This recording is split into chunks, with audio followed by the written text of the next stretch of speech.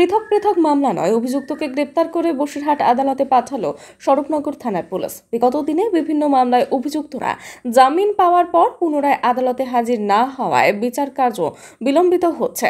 আদালত এমন অভিযুক্তদের গ্রেপ্তার করে আদালতে হাজির করার নির্দেশ পেয়ে পুলিশ অভিযানে নামে গতকাল রাতে। স্বরূপনগর ব্লকের 10টি গ্রাম পঞ্চায়েত এলাকার বয়রাঘাট, দহরকান্দা, পবনকাটি, তেপুল, পূর্ব পোথলা, বিথারি, আমুদি, নিত্যানন্দ কাটি গ্রাম থেকে 9 জন অভিযুক্তকে ইতিমধ্যে গ্রেপ্তার করে পুলিশ।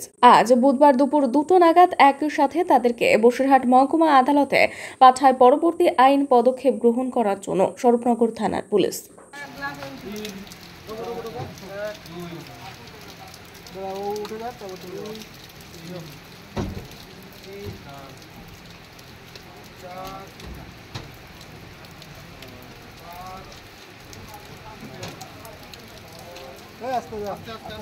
আস্তে দাও, পড়ে যাবে। আস্তে দাও, একটু ভিজতে অসুবিধা নেই।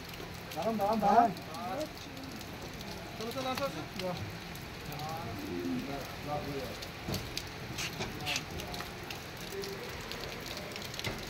কাজগুলো বন্ধ করো।